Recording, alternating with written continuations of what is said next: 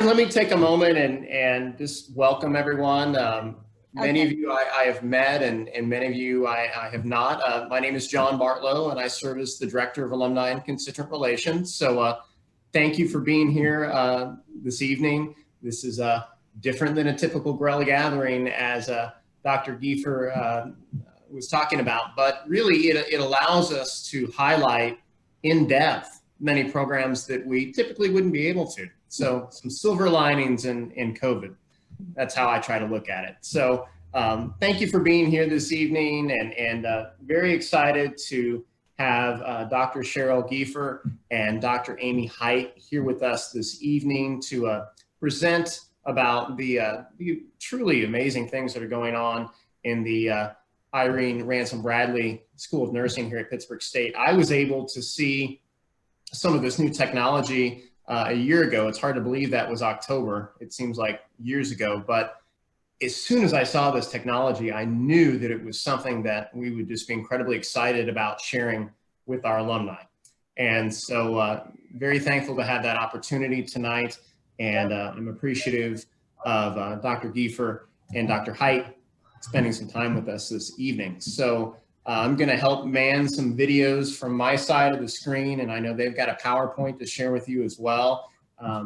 Some of you had posed some questions earlier, and I've got those in front of me, and we can ask those a little bit later on. There is a chat, an ability to chat in this as well. So certainly if you have a question, if you want to enter it into the chat mechanism, we can make sure and ask after the presentation, because we want to get all of your questions answered this evening. All right? Okay, well, I will go ahead and turn it over to our doctors. Okay, so we're going to actually have you do the video for us, John, if you want. Okay, let me get it lined up. Building, so. You bet. Here we go. Welcome to the Irene Ransom Bradley School of Nursing. This is the student entrance. One of the best parts about this entrance is the great parking spots. After students spend 2 years on the main campus competing for good spots, parking here is a welcome change. To the left is the front office. You can always find a friendly face ready to answer questions and provide directions. Faculty offices can be found behind the front office. Down this hall is the student library. Students have access to printing services here. Here is the Simulation Center and Skills Lab. We are very excited about the upcoming addition of a simulation hospital. This hospital will provide our students with state-of-the-art technology and allow us to work with med-surg, pediatric, labor and delivery, home health, emergency department, NICU, even clinic patients, all within the walls of our own School of Nursing. Our current simulation center houses 2 adult med-surg patients, 1 pediatric patient, and 1 labor and delivery mother-baby combo. Simulation is such an important part of nursing school. It provides students with a safe learning space. Beyond the Sim Center is the Testing Center. As you know, we get lots of exams in nursing school. This room is utilized on a daily basis. Around the corner from the Testing Center is everyone's favorite room in the building, the Student Lounge. This room provides students with a beautiful view of University Lake. Students utilize this room for lunch breaks, for gathering, and studying. The Cecilia Wagner room is just beyond the Student Lounge. One of the best features in this room is the historical collection, with several unique pieces donated over the years. We have 3 classrooms, utilized on a daily basis for everyday learning. Finally, the mediated lecture hall is in the center of the building. Recently remodeled in 2019, thanks to a generous gift from Freeman Health System. The lecture hall currently houses anatomy. This little thing they have to present stuff, it's like NCIS, where there's a table and you just swipe it and it puts it up on the screen. It's amazing, and that's in the main lecture hall. Okay, hey, if everyone could please mute their microphone, we'd appreciate that. And I am going to turn it back over to Amy.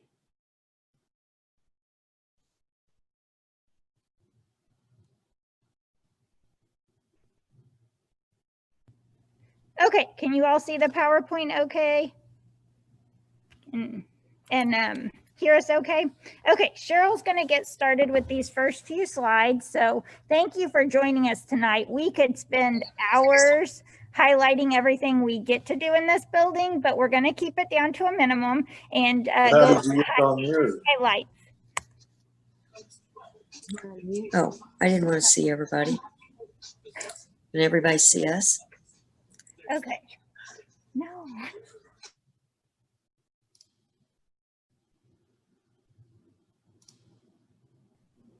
Okay, so this is just our 3 different programs, our BSN, MSN, and DNP.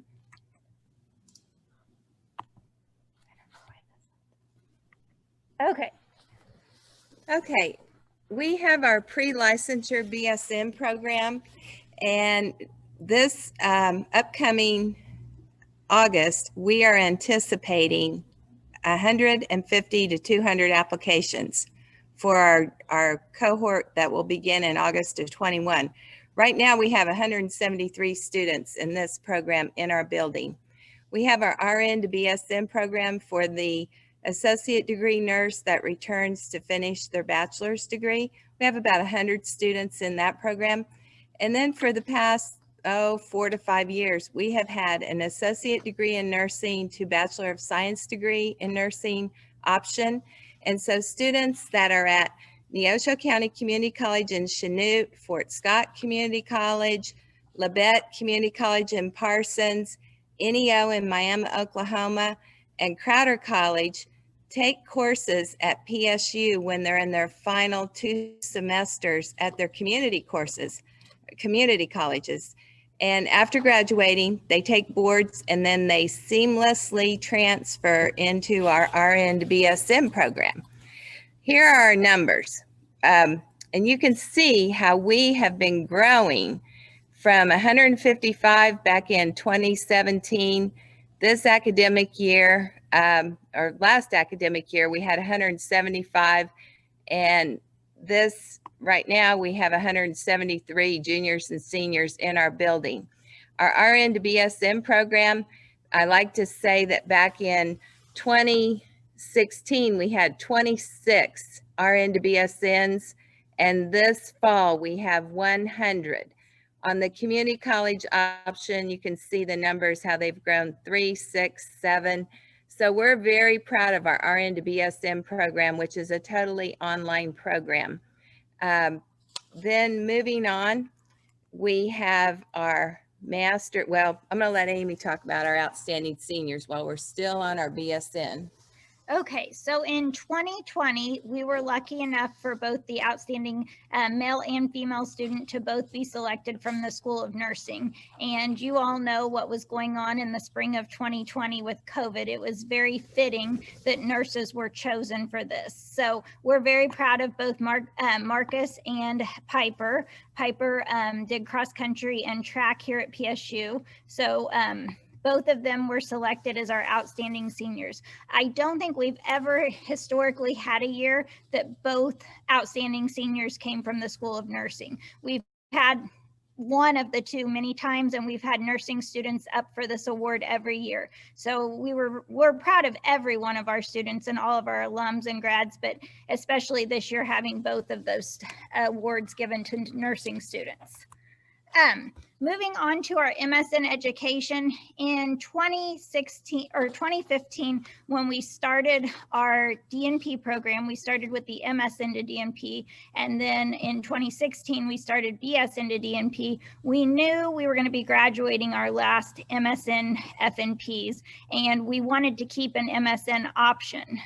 We know that many of our alums through the MSN program went through the FNP program, but their goal was education. So we wanted to offer an MSN in education. So in 2017, we admitted our first 4 students who graduated in 2019, and we currently have 26 students in our MSN education program. So it again is a 2-year program, 100% online. It helps for nurses who want to do academia, patient education, and staff education. So it's been a great opportunity for us. We continue to also work with the School of Education, and they offer a Master's of Science degree with a major in education for school health. So nurses who work in schools will oftentimes do this program. So you can see again, our numbers have slowly rose in this program as well over the years, and we definitely are fulfilling the needs for more nursing faculty. Because as you know, not only are we needing more nurses, we definitely need more nursing faculty to educate the future nurses. Then we'll move on to our DNP program, and Dr. Giefer is going to talk about that. So as we explained, we started our DNP program back in 2015, and I know we have at least one MSN to DNP alum on here, Ben Cochran, and I saw Mary Beth Newkirk, who's going to graduate from our program in December of 20. These are the master's nurse practitioners who were prepared at the master's degree level, but want to achieve the highest degree for nursing practice, which is the Doctor of Nursing Practice program. This is not a research degree, it is a practice degree. And we are so proud that we are the first rural-based DNP program in Kansas. And we've been extremely successful. And then in June of 2016, we admitted our first BSN to DNP students, and our first cohort of BSNs to DNPs graduated in May of 2019. We graduated 8 back then, and then this past spring, May of 20, we graduated 13. Our numbers in this program continue to grow, as you can see. And this fall, we have 60 DNP students in our program. If many of you are alums that graduated prior to, I'd say, 06, we used to have a pre-licensure BSN class of 60 students, 60 juniors, 60 seniors. And you can see now we are up to 85 and 90 in those classes. And then we add our RN to BSN, 100 students. We add our master's program with 26, and our DNP program this fall is 60. So we are telling you about numbers because we are outgrowing our building, and we will soon share with you about our plans for an expansion of our McPherson Hall along with the simulation center. We are so proud of our students. In 2018, we set the school record for the NCLEX pass rate, 98.68%. We had one student trip, but within 6 weeks, that student went back and passed boards. And what was so amazing about the class of 2018 is that we had a 100% retention rate. And this is what makes Pittsburg State very special. Most nursing schools in the U.S. have the average U.S. retention rate for nursing schools is 80%. We have a 98 to a 100% retention rate. So to be able to achieve a board pass rate of 98.68% in 2018 and 91.3% in 2019 with retention rates as high as ours, it shows you that we just have exceptional outcomes right now. Our unofficial NCLEX pass rate for our 2020 grads is, I believe it's about 95%. It's hidden by my gallery view. We still have one or two that haven't taken boards yet this fall. So we're looking, even in the wake of COVID, we're going to have a really high pass rate for the 2020 class. And then, of course, the employment rate is still 100%. And even with COVID, our students still had a couple of job offers by spring break. Some of their hiring start dates were delayed due to COVID, but our students all were able to, our pre-licensure, our RN students were able to land positions even with COVID going on. And so then looking at our other successes that we're so proud of, our 2019 and our 2020 family nurse practitioner board pass rate was 100%. And again, we are so proud that with the new program, we were able to bring the post-bachelor student in and move them through the DNP program and graduate them with credentials as a family nurse practitioner, and they all passed boards. And so right now our pass rate for our 2020 class is 86%, which is also very outstanding. Amy and I go to meetings all over the country, national nurse educator meetings, and there are schools that have 40 and 50% pass rates. And they're always saying to us, how do you do it? What do you do? And we're going, well, we don't know. We run them through a lot of board prep classes, and we're really strict with them. We test them in our building. There aren't any online tests at home. They test here. So we're not sure what brings success, but I think it begins with our Bachelor of Science in Nursing program. And again, the employment rate has just been great. The class of 19 had 100%, and due to COVID, we've had a little more trouble with the class of 20. We still have 3 of our alums from the class of 20 that are having difficulty finding jobs, but it's all related to COVID and what's going on. You know, the primary care clinics, you know, just aren't seeing as many patients. Maybe we'll start turning that around now that we're learning to live with the virus, but we've had a little problem with that class of 20. But we're hopeful they'll all land jobs real soon. So why is nursing so popular? Those of you who are nurses, you know these facts. You know about you know, in our region, which we serve a 150-mile radius of Pittsburg state, but the incomes are good. And even today, I had a hospital send me an advertisement. They're looking for summer interns for students between the junior and senior year. And then the nurse recruiter said, would you just go ahead and send it to all of your nursing students, all of your RN to BSN, MSN, and DNP? And so, you know, that's promising that nurse recruiters are right now trying to recruit our May grads as well as our students in our other programs. So I'll move right on. Okay, here's what we want to talk about, Supertory. There he is, and we've got him right here. Amy's going to show him to you. This is our human patient simulator. This is a 34-week infant. He breathes. He has a fontanelle that is sunken right now. We can make his fontanelle bulge. He is making smacking lip movements there in that movie. He turns colors. He will turn red for fever. He turns yellow if he's jaundiced. He turns blue if he's cyanotic. He has different muscle tones. We can make him limp. We can make him quiver. He was quivering a while ago. He was having a seizure. He's pretty sad looking, but in this day and age, every student cannot have a lot of time in a neonatal intensive care unit, but every student can be evaluated on a level playing field by using a human patient simulator.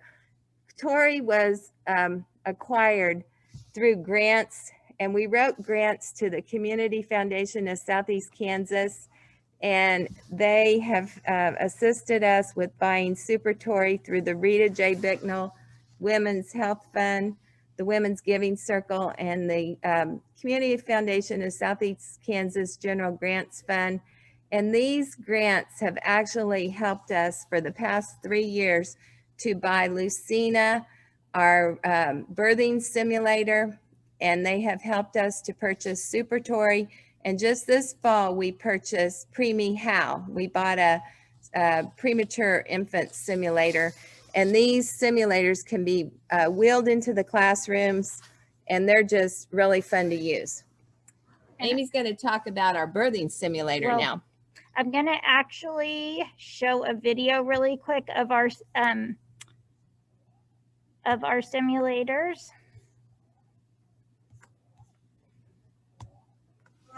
I'm Dr. Cheryl Giefer, Director of the Irene Ransom Bradley School of Nursing, and I'm here to thank you for the Community Foundation. Not sharing, Amy. Kansas grants, which enabled us to purchase Preemie How. Preemie How is Okay, let me try screen sharing that again. Here we go. I've got this heavy baby on my lap, so I'm going to put Super Tori back in the bassinet. It's jumping back and forth. And I will get it restarted. Sorry about that. Technology. Okay. I'm Dr. Cheryl Giefer, Director of the Irene Ransom Bradley School of Nursing, and I'm here to thank you for the Community Foundation of Southeast Kansas grants, which enabled us to purchase Preemie How. Preemie How is a 30-week infant. He was born early, and you can tell he is just like a typical preemie. He's just very limp. He has a pretty sad look on his face, and we're trying to keep him warm today. This will enable our students to have experience with dealing with the very premature infants. So we thank you again, the Rita J. Bicknell Women's Giving Circle and the General Funds Grant for youth activities. Thank you very much. Hello, I am Dr. Barbara McClaskey from the Pittsburg State University Irene Ransom Bradley School of Nursing. One of the courses I teach in our undergraduate program is Nursing the Childbearing Family. And that course focuses on care of pregnant women, women during their labor and birth, and then care of their newborns. I'm Dr. Tracy Stahl, also a faculty member in the School of Nursing. One of the courses I teach in the undergraduate program is pediatric nursing. 1 in 10 babies in the United States is born premature, and a large portion of those newborns are going to require the excellent care that is provided in neonatal intensive care units. And it's our obligation as an undergraduate nursing program to help prepare those nurses to care for those babies. Providing our students with in-person clinical experience caring for premature babies is difficult. Hospitals have very few openings in the neonatal intensive care setting for students. These clinical opportunities are usually observational and in limited capacity. While the clinical experience is difficult to obtain, that does not decrease the importance. Adding Preemie How, a 30-week preterm infant simulator, to our simulation family will help prepare our nursing graduates to care for premature babies. With the addition of this special baby, we're going to help our students gain experience in caring for our most vulnerable, most fragile patients. We believe we'll be able to provide students with scenarios in which they find themselves in the very near future. We'll be able to put our students in real-life emergency situations involving premature birth. We are very thankful to the generous donors who made this purchase possible. We will work hard to honor your donation. Okay, we will get back to the PowerPoint.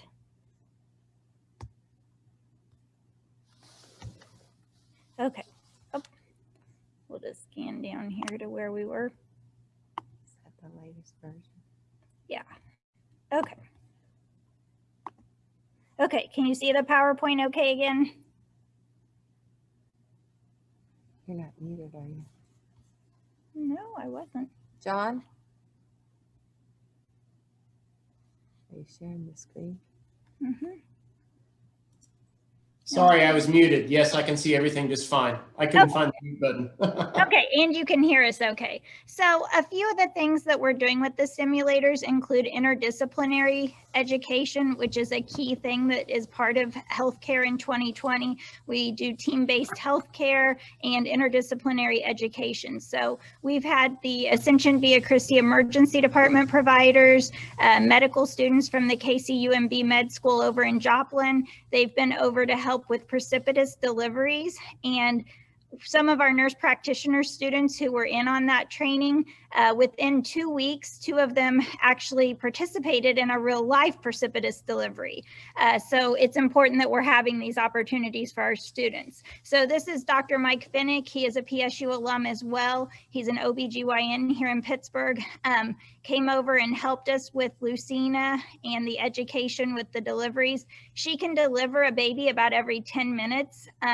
He did a lot of complicated deliveries with us. So we did breech deliveries, footlings, things that we hope to never see in the emergency department. But it was great having his expertise here with us.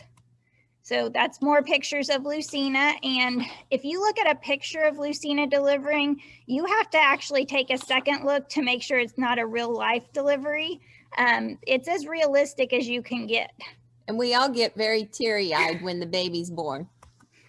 So in addition to all these simulators, those of you in education know healthcare simulators are not cheap to buy. So thankfully, we are getting lots of grants that not only help with education, but also help with the purchasing of our simulators.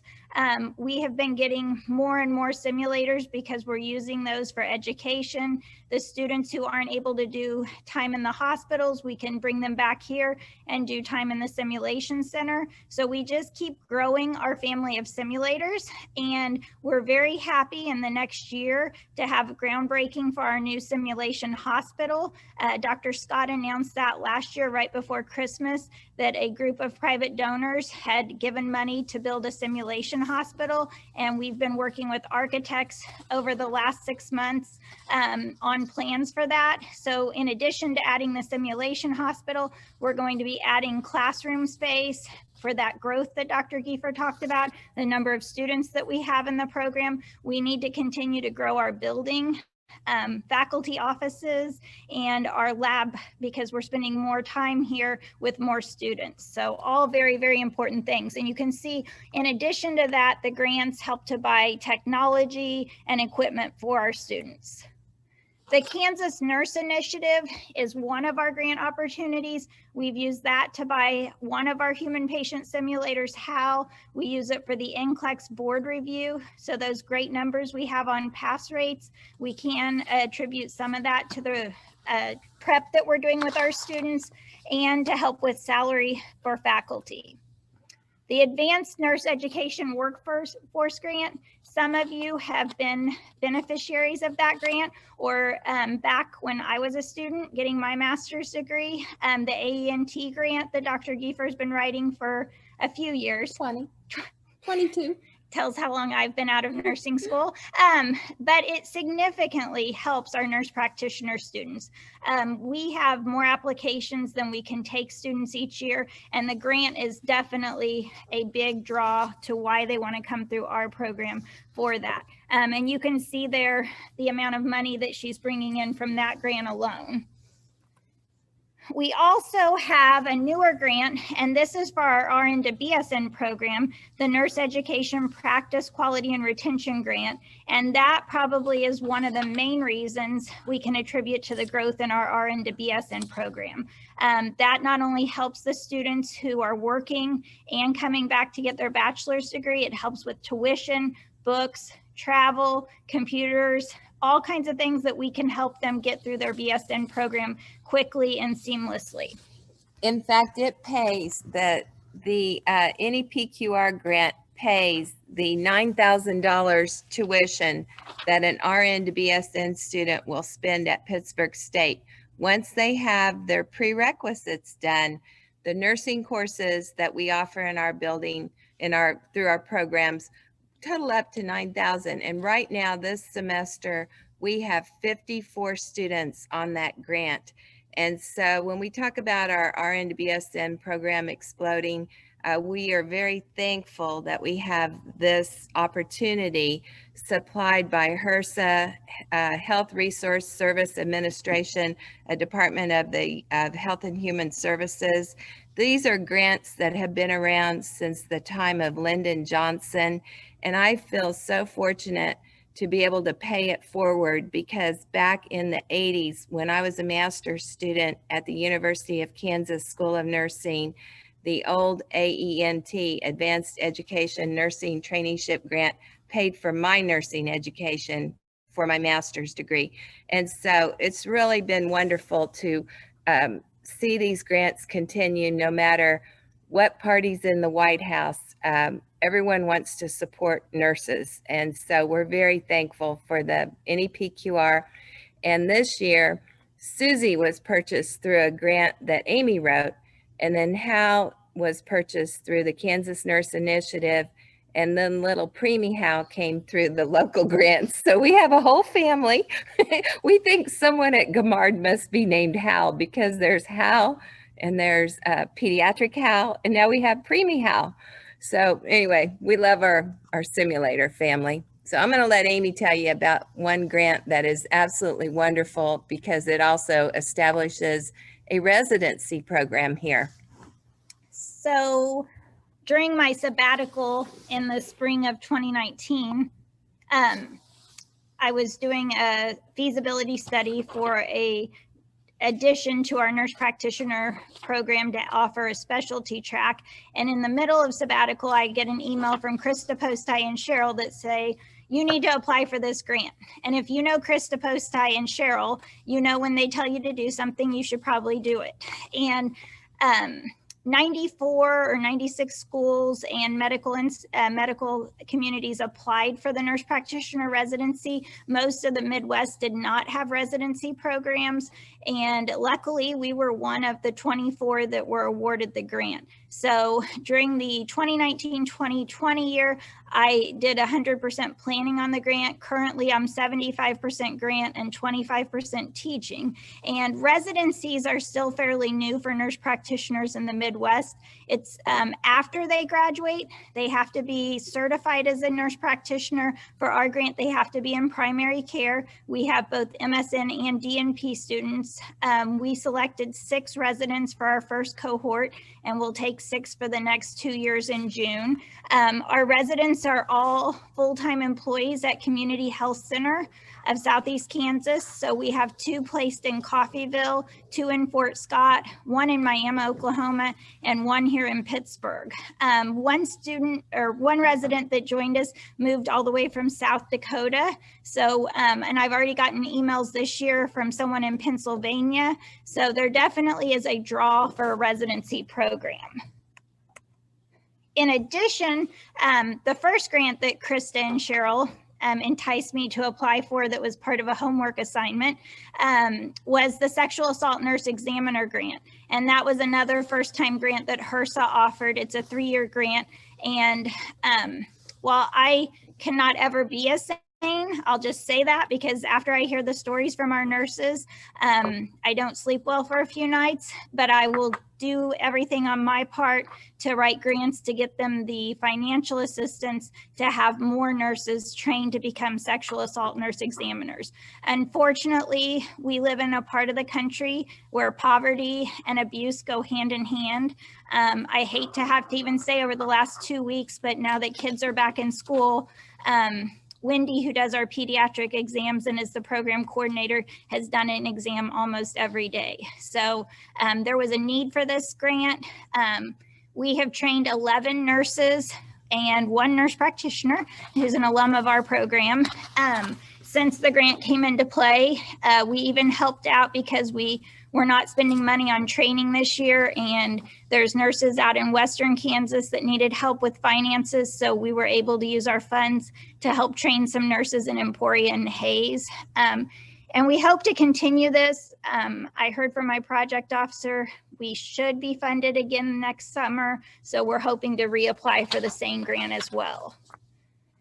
As far as conferences and awards, we continue to be very proud of our ROTC students. I'm going to let Dr. Giefer talk about this. We are one of 11 Cadet Command Centers of Excellence in the United States. We have been named by the Army as a Center of Excellence, and this is directly related to our fantastic outcomes and the cadets, the nursing cadets who are commissioned as second lieutenants that graduated from Pitt State were able to go to any Army hospital around the United States and function so well.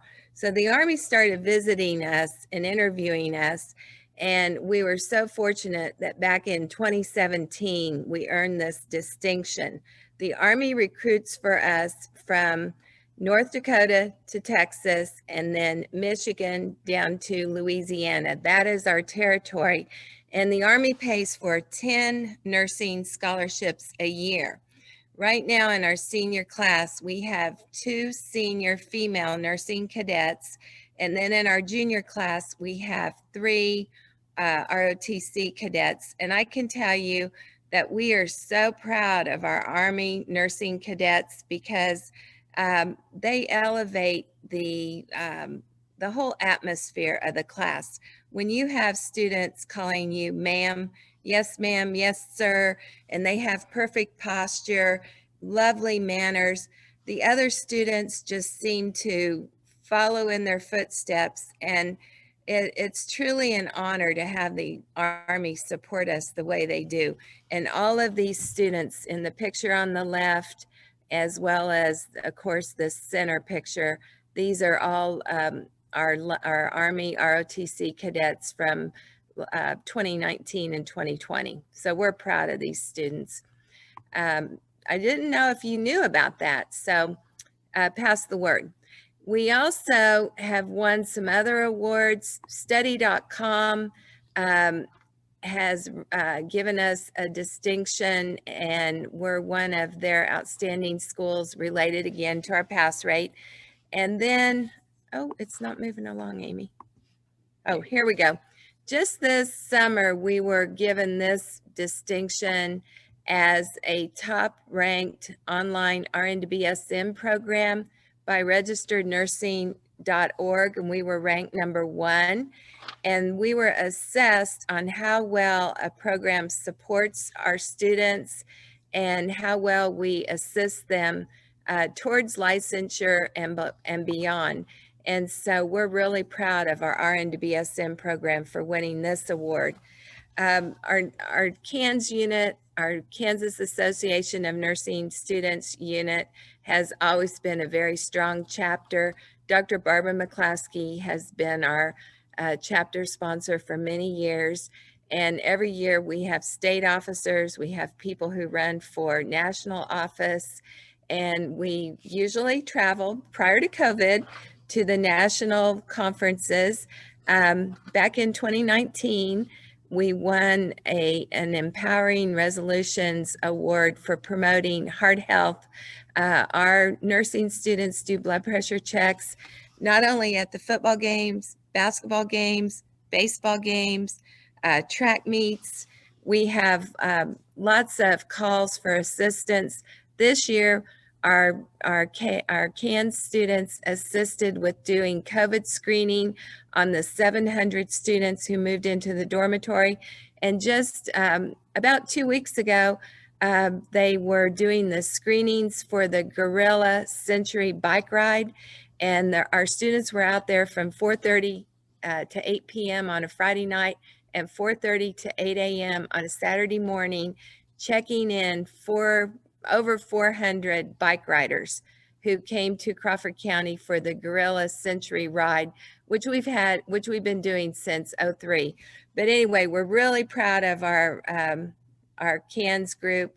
And then we're also proud of the fact that for many years we've participated with our grad students in the Midwest Nursing Research Society. We were a co-host school back in 2019 when they had their conference up in Kansas City. Also in 2019, we participated in the Kansas Mission of Mercy, the Kansas Dental Charitable Foundation, and we did pre-treatment assessments. Again, our DMP students got up at like 5 in the morning and went over and helped treat somewhere around 800 dental patients. And I'm going to let Amy talk about this project, Project Scrub, which was really something she was approached to do. So I'm going to let her talk about it. So many of you, while you were students at Pitt State, probably went to a shop either at the mall when I was a student, or now it's downtown, Jock's Niche, which you would think of for sporting goods. And I happened to be in there one day and I saw they had scrubs. And I'm like, what are you guys doing selling scrubs now? And they said, well, we thought we might get into scrubs and we thought there might be a area we could start selling. And so of course I bought some to wear to clinicals, and my CNA students bought some. And so then I started talking to John and Phil, and I said, well, we're sending our students to buy them either online or out of town. Would you guys want to do them for our nursing students? And I brought some back here to show to Dr. Giefer and Dr. McClaskey and showed that they matched our other ones. And they said, sure. So this last summer was the first year we did it, and I think they said around 50 students bought scrubs from them, and they offer a nice variety. They like it. The students like it because they could pre-order them. They were here in August when they got back. They can also go downtown, try them on, buy them. They get something on their scrubs. We heard about a student who somehow ruined a pair of scrubs and went down there to buy a new pair. So we didn't know when we started this agreement, but several months into it, John called and said, or I'm sorry, Phil called and said, you need to come down and get your donation. And Dr. Giefer and I said, what donation? Well, we're gonna give you something because of how many people bought scrubs, but not only did they come in and buy scrubs, they bought a pair of tennis shoes, they bought a sweatshirt, they brought their parents back on Parents Weekend to buy things. So they were very appreciative of the partnership. And so when Dr. Giefer got the check, she said, well, I'm going to buy all the faculty something. So each of us are getting scrubs. You can see here, Dr. Giefer's modeling the black set of scrubs. These are the nicer line of scrubs. And then I have the red set on as well. They're just nicer scrubs that we can wear. I have the lab coat. They're Wonder Wink brand. You can get them embroidered. As you see down there on the bottom of the slide, the psunurse.com. Don't go today. Phil has assured me by Monday morning, it will be up and running. They will have scrubs that you can purchase with the PSU split face on them. So you can see, if you want to have your name embroidered, like on my lab coat, I have my name on there. That's an extra charge. They also, I don't know how many of you in the hospital are wearing surgical caps right now. We used to not see them anywhere but the OR. Now we're all wearing them because of COVID and all the PPE. They have a set of surgical scrub caps that you can get, either a red or a black set. And he's going to keep that shop open all the time for alums who want to buy PSU gear for work. So that was something new that we just did this summer. And then this beautiful picture that you can see with the rainbow over McPherson Hall. And our footprint is going to be changing on campus over the next couple of years. So hopefully John will invite us to offer another one of these once we have our expansion and the new simulation hospital that we're excited about. You're going to try to show them anatomy? Oh, so in the background, you probably noticed it changed from a purple screen to a person. And that is the size of our model. This is our Caucasian male, and I'll go down and I'll let Dr. Giefer talk while I kind of manage this. Okay. In the summer of 2019, we were so fortunate to receive a gift from Freeman Health System, which renovated our room 130, our big lecture hall. And if you were here, you know, in the 70s, 80s, 90s through 2019, you remember the wood on the back of the big lecture hall? Well, we had a renovation. We wanted to save our beautiful wood in our lecture hall, but we wanted to modernize it, and we wanted to use a theme of light, Florence Nightingale, and the lamp. And so we have these niches, and you can't really see them too well right now, but they have sayings in them. And like this one says, have a great day, do good things, have fun, learn lots, and be a decent human being. We had a contest and we chose 36 sayings, and some of these you've heard them. They're from Florence Nightingale, from all kinds of nursing theorists. Florence said, I attribute my success to this. I never gave or never took an excuse. And then to do what nobody else will do in a way that nobody else can do in spite of all we go through, that is to be a nurse. And so we had a contest. We have something that Cecilia Wagner wrote. We have something that Connie Gangwer wrote, our School of Nursing motto, which is caring to make a healthy difference. I don't know if you can see it very well. Sometimes I inspire my patients. More often, they inspire me. And then everybody's favorite was, a nurse is one who opens the eyes of a newborn and gently closes the eyes of a dying person.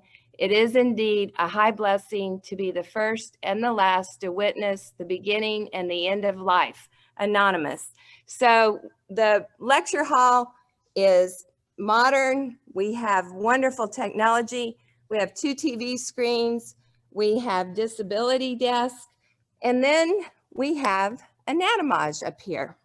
And so, Amy, do you want to talk about him a little bit? So while Dr. Giefer was moving around, I quickly changed him, and he's way above me up there. So I took all of his skin off, and he's down to just his musculoskeletal system, vascular system, or just skeletal system and vascular. He can do many things. We absolutely love having him. It's made teaching fun. I think the faculty enjoy using it as much as the students do. We can take pictures and download it into our PowerPoints. We can play games, do anatomy lessons with the students. So lots of different things we can do. And you can see we're in the 4th row, 4th tier. Most people always tell us where they sat when they were in McPherson Hall in the lecture room. And you can see how big that is above us. So it's just an absolutely amazing part of nursing education. And not only are we using it, but our biology faculty are coming over as well and using it. You want to do a shout out? Shout out for Ben. So we are going to open up for questions. We did want to take a second. We have a student on here who's going to be graduating in December, and she just passed her oral comps and her DMP presentation, and we can now call her Dr. Mary Beth Newkirk. Congratulations. And then in addition, thank you. I just got a shower, was not expecting to talk. But thank you very much. I'm very excited. You look a little more relaxed than Monday. Yeah, I was a little frazzled on Monday. And then we have Dr. Ben Cochran on here, and he was just given an award for the state of Kansas. He is a nurse practitioner of excellence by the American Academy of Nurse Practitioners. Only one nurse for each state gets selected for that award. So congratulations to Dr. Ben Cochran, who practices. There's Ben. Where are you practicing at? I don't want to say Parsons. No, actually, I just moved my clinic from Parsons, and I took over our Altamont clinic for Labette Health. So I have my own clinic now, so that's kind of cool. And thank you for mentioning the award. I appreciate that. And this is not his first award. When he was a student, he won a scholarship from AANP. He went to their national conference. He has remained active, and he was in our very first DMP class. He came in 2015. He bought us all hard hats when he graduated, because he said it, I shouldn't repeat this, but it was kind of like driving down a road while it was being built. Yeah. But look what we're doing, Ben. We're just still flying along here, driving along. It's pretty amazing stuff. I'm happy to see the positive changes. Yes, thank you. So I don't know if there's been anything in the chat box. We couldn't really see the chat box while we were presenting, but we will open it up for any questions, comments, suggestions, anything you want to know about what's happening over in the School of Nursing. So Amy and Cheryl, a couple of questions that were given to us in advance. One of them is, how has nursing student education adapted to the coronavirus pandemic? Well, we have kept going. I will say that. In both, in Missouri, nursing students are considered essential employees. So they get to continue to work even if we're on restrictions. Some of the hospitals are not letting our students go into the COVID rooms just because of PPE, but we are still seeing patients in every unit that we're supposed to be seeing patients. In the spring, obviously, we had to stop doing clinicals, and our faculty quickly adapted to simulated learning, and we kept the clinicals going seamlessly so that everyone could graduate in May on time. This fall, we were pretty much nervous. Like, we didn't think we'd still be here by now. I don't think anybody thought we would still be here by now, but we are, and we are thrilled to still be here. Our students are thrilled to be here. But we front-loaded clinicals and started doing 2 and 3 days a week of clinicals. So our students are actually wrapping up with their clinical hours early. They're actually, today, the fundamental students performed their last makeup clinical. And at one point, we had 30% of our students either in isolation or quarantine. And as soon as they came out of isolation or quarantine, we had, for fundamentals, a makeup day on Saturdays. And Donnie Schull, Mr. Donald Schull, he's our only male faculty member. Well, we have another one now that teaches online with us, Jeff Waddell. But anyway, Donnie has been going to clinical every Saturday for makeups. And then in adult mid-surge, they've done the same thing. They've just jumped right back in and had makeup clinical days. And actually our OB clinicals got in and got out quickly. We were thinking we would go into another stay-at-home, you know, when flu season started. So we came in with the plan that we would jump in and get as much under our belt as possible. And so it has worked, and we're going to do the same thing when we come back in January. Our clinical agencies have just been wonderful. They've worked with us. Some of them have asked for fewer students. And because of the need, we have reduced our clinical sizes from the 1-to-10 ratio to 1-to-7 or 1-to-6. But we've been able to hire enough faculty to take our students out into the clinical settings. And we've just done what nurses always do. You know, we rise to the challenge, and we do what you have to do to get it done. And we're so proud of all of our faculty and our students, everyone. I mean, if you look at that 2020 board result, those students did not see, they were online the last 8 weeks and had virtual clinical simulations. And to have a 95% board pass rate right now with 2 students needing to test, you know, it's truly amazing. But one thing we have here, I keep talking about our success. I didn't talk about, we have a built-in retention program and remediation program. And so if your unit exam falls below 80%, you have automatic study hall, and you have a teacher who's wonderful. She's very kind-hearted, and she's on your tail until you get your work done. So those are kind of what we've done to roll with the COVID. So do you have another question, John? Yeah, there was one more. What do the statistics say about how many people are still in nursing careers after graduating from PSU? You know, I saw that question, and I don't know that how far out you're talking. I know right now there's concerns with nurses wanting to leave the profession because of COVID. You know, the 1-year rate is about 25% attrition, which is really scary. But COVID has been stressful on healthcare. You guys all know that are in healthcare. It's not the best time for healthcare. We're rising to the occasion, but it is stressful and anxiety inducing working in COVID. I know March and April, we really didn't know what we were doing as healthcare providers and what we were putting ourselves at risk for. So I don't know overall with like alumni surveys, we really don't do anything 10 or 20 years out. We know from just staying in contact with our alums. You know, if you're not following us on Facebook, definitely follow us on Facebook, because we keep up with our alums on there. They send us messages, tell us about awards and things they're doing. So I don't have an exact number for that. But we do an alumni survey every 3 years related to our accreditation requirements. And so that would be a very good question for us to add. And also in thinking of our DMP program and our master's program with their final projects, that would be a great area to research for one of our DMP students or even one of our master students. Mhm. Some work there. I just think anecdotally, to me, they're working, but maybe those are the people I'm hearing from. But I don't really see.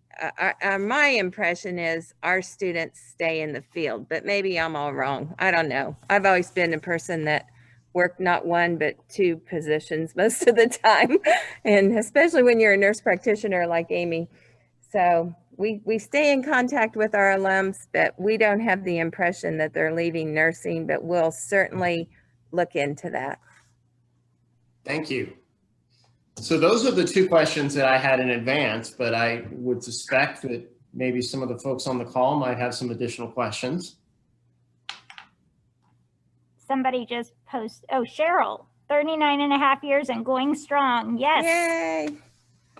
Amazing. So this isn't really a question, but I have your next future gorilla there. She's actually applying tonight. We've been working on it and is now talking about nursing school. So Hey. that's Mackenzie. You'll be seeing her. Won't regret it. I've been having her listen to most of this, so. Excellent. Let us know how we can help. Thank you. Thank you. I have a question, Amy. This is going to put you on the spot. Okay. Is there any way? I was so amazed last year when we were able to come in and watch you play, not really play, but on your giant board up there. Is there any way that you could that we could see you manipulate a few things? And I can go. I think you can probably see him the best from right here. Yes. Yeah, yes. well, I won't walk down closer with him. I'll move the baby over. Okay, move the baby. I just thought maybe some of our folks on the call would find that as interesting as I did. Yeah, we were in here yesterday practicing, and she said some of her presets were still there. And so we'll see. It's a big iPad. I'm going to try to tilt this. Let's see. Can you see her? No, that lost the view. It was better before. Okay, it's a gigantic iPad that she's standing in front of down there. You see her rotating him? Mm-hmm.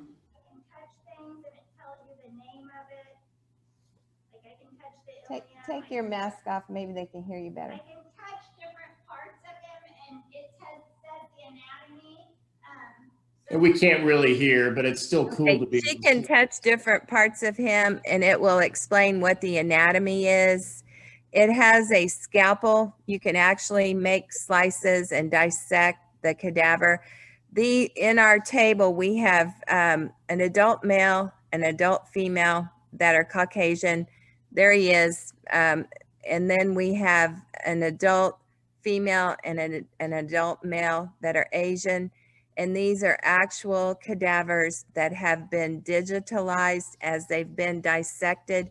It takes 8 years to put all this together. And it's just quite an amazing piece of technology to have this. And so when the faculty are talking, like when they're assessing joints or doing musculoskeletal assessment, they can pull up the body part. When Barty McClaskey's teaching pathophysiology and she's, for instance, talking about the pancreas and pancreatitis, she can pull up and dissect into the pancreas and show the students where the anatomy is. And it's just been quite life-changing as far as nursing education goes. It does take time to prep it. And until this fall, the faculty had to come in this classroom and prep right off of the table. But through our grant funding again, we were able to purchase a computer. And so now we have a dedicated computer where they can sit at a computer and prep their lectures, and they don't have to work in here from 3:30 to 5:30 because it's kind of hard to get in this lecture hall. Prior to COVID, most days this lecture hall's booked. So she's got, what have you got up there? Oh, spinal column. No, well, that's his spine, but that's the tumor on his cerebellum that they didn't know that he had until after he was deceased and they did his autopsy. When they did his autopsy, they found a tumor on his cerebellum. Wow. He was from Texas. We know that about him. Amazing. Mm-hmm. Cheryl, one question that just came through on the chat is, when is the new simulation hospital projected to be finished? Well, prior to COVID, it was projected to be finished in the summer of 22, but because of COVID, it won't be finished until the summer of 23. We just finished programming, and we do believe we have an architectural plan that we're excited about, and the architects will be taking it to the Board of Regents for the December meeting. And then after that, we will begin looking at contractors and getting bids. But we're going to have a 120 seat classroom. This mediated lecture hall that we're in right now holds 120. So we're building it for the future. Right now, we are approved by the Board of Nursing to take 95 students per cohort. We're building the new addition and with the renovation, with the idea that we could go up to 120 students. I don't see us going up to 100, for maybe another year or two. But right now we're anticipating, we have given 193 tests of essential academic skills. 193 pre-nursing students have tested and are preparing to submit applications. Now, not all of those will apply here, but we're looking at 150 to probably 170 applicants for the fall of 21 and 95 seats. We have had a plan to gradually increase from the summer of 17. We've increased from 76 till this fall. We admitted 85, and COVID did hurt us. We were going to take 90 this fall, and we started with 85 because of COVID. Some students had to back out.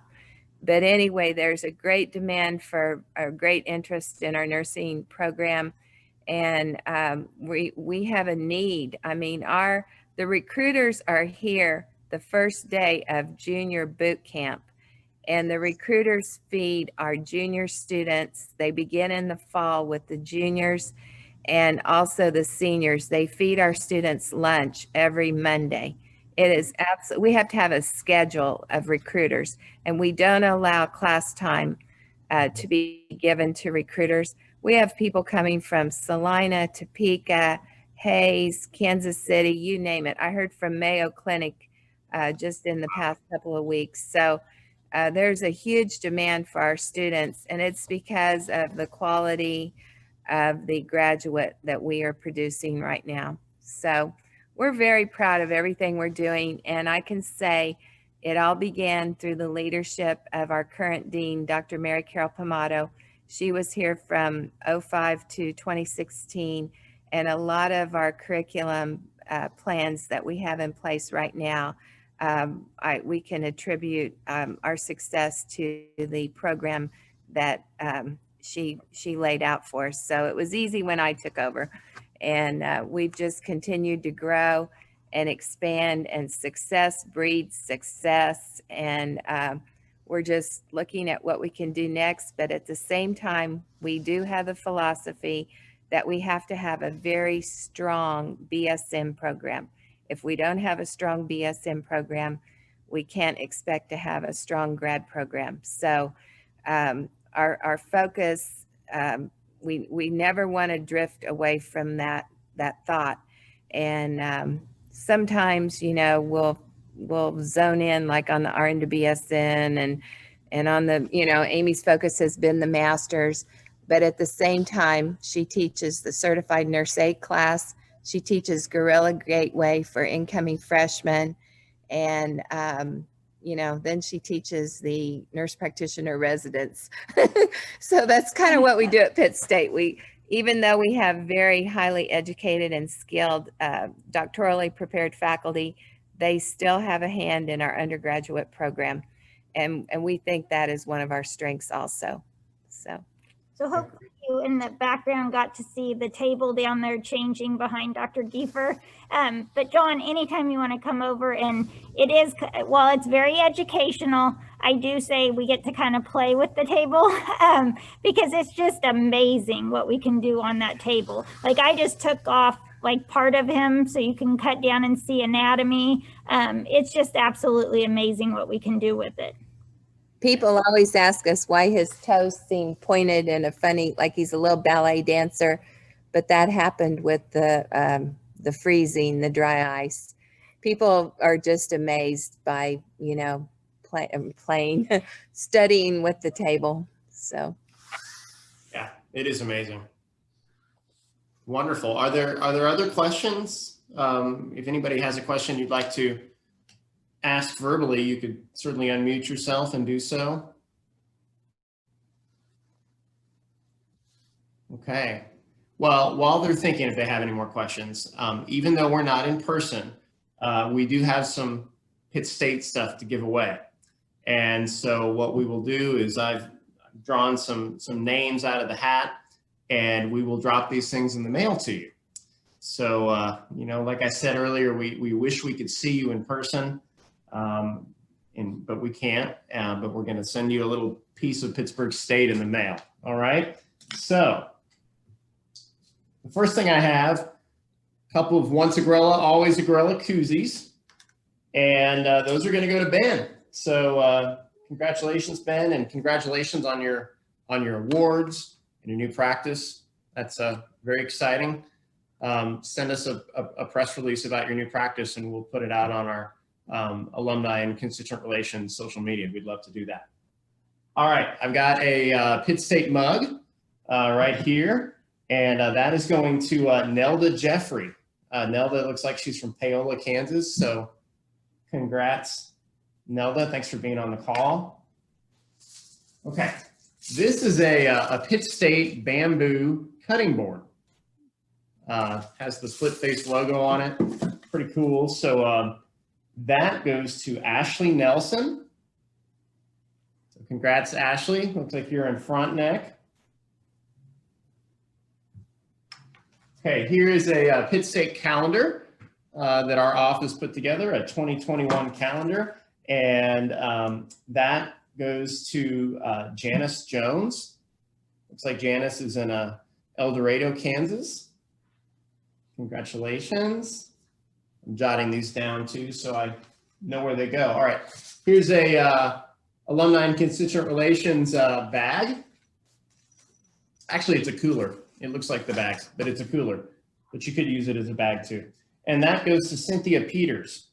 Cynthia's in Grain Valley, Missouri. So congrats to Cynthia. And the last thing is a Pitt State cup, and that is going to Sherry Gregg from Rogers, Arkansas. So Sherry, congratulations to you as well. We'll get this stuff in the mail in the next few days, and then we will do a follow-up email with everybody who was on this call, as well as some of the folks who had signed up for the call and weren't able to make it this evening for one reason or another. And so if Amy or Cheryl have any links that they'd like to share, we'll make sure and include those in the email.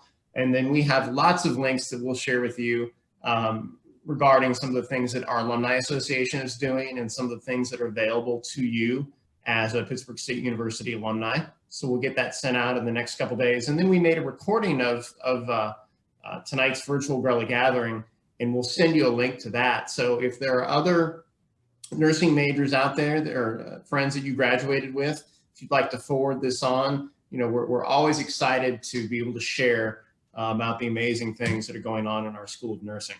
And there truly are some amazing things. So special thanks once again to Amy and Cheryl for their time tonight, for their leadership. And we're so proud of our School of Nursing at Pittsburg State and proud of all of our nursing alumni out there as well. So if there's anything that my office can do for you, don't hesitate to reach out. If we don't know the answer, we'll find it out for you. And any closing comments Amy or Cheryl? Everyone that's posting, thank you. Thank you guys for representing PSU. Thank you for being amazing nurses, guerrilla nurses on top of that. We appreciate you joining us tonight. Hopefully we'll get to do this again in the spring, or definitely, Becky, you're on here, definitely when we have the new simulation hospital. We know that you can't all get back to Pitt State to see it, but you can definitely do this. We can do another virtual opportunity. So thanks for joining us tonight.